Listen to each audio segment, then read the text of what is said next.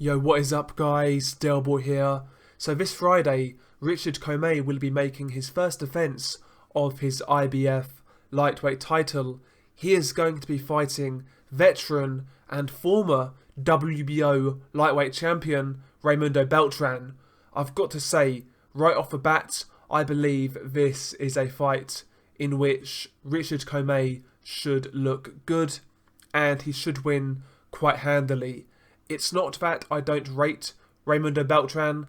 I felt once upon a time he was a good, solid fighter, a good top 10 contender. But these days, I believe there's not much left in the tank. He's seen better days.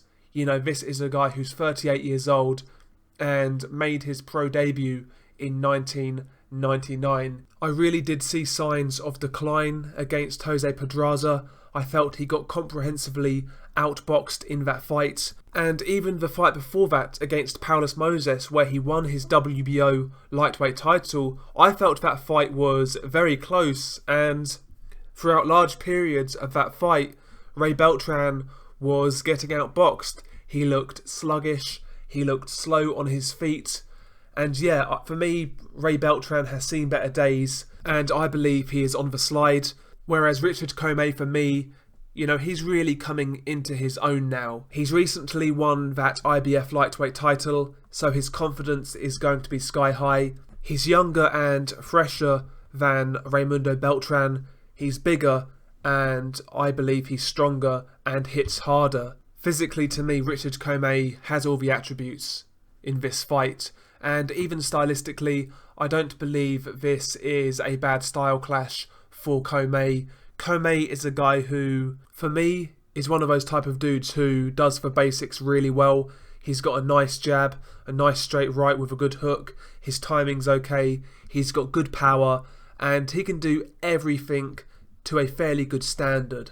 He's one of those type of fighters, and I feel a come forward guy like Beltran could make Richard Commey look quite good, especially this version of Beltran who has seen better days.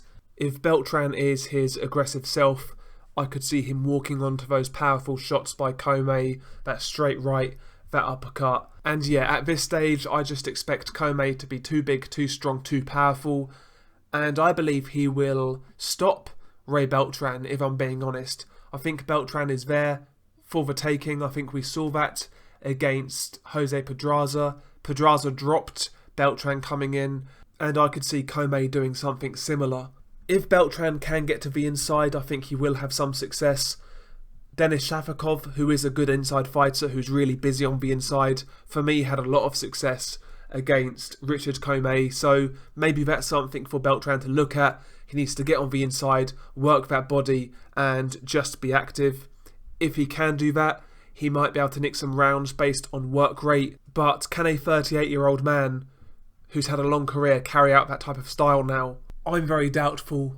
Ultimately, when it's all said and done, I think this fight, for as long as it lasts, it could be entertaining, but I expect Commey to get the win, and I believe he will stop the durable Beltran. I think this is a good bit of matchmaking by Top Rank to make Richard Commey look good, because ultimately Beltran does have a name, he is still somewhat credible, and if Commey can do a job on him, it looks good, right? So yeah, I can see why they've made this fight, but yeah, I expect Commey to win this fight, and yeah, I expect him to win it well, really. On the undercard, there are a few things to watch out for. Super welterweight prospect Carlos Adames, he is fighting Patrick Day. That's actually quite a decent fight. I would call that a step up for Carlos Adames. Adames is a 17-0 prospect. Patrick Day is 17-2-1. He's a good boxer himself, so that should be a good step up for Carlos Adames. Also on the undercard, you have heavyweight prospect coming out of New Zealand, Junior Farr. He is going to be taking on the veteran Dominic Gwynn. Now, I'm sure you guys are aware of who Dominic Gwynn is. He is 44 years old with a record of 37 wins, 12 defeats, 1 draw. And in those 12 defeats, interestingly, he's never been knocked out. So it's a fight ultimately Junior Fa should win, and he should win it well, but it will be interesting to see whether he can be the first man to stop Dominic Gwynn, who, like I say, is very durable. Can Junior Fa crack that chin? We will see. I have heard a few good things about Junior Fa. When I've seen him, I've never really been that impressed, but he's okay, so we'll see how he looks in this fight. But yeah, share your thoughts below. Tell me how you feel about this card. Peace.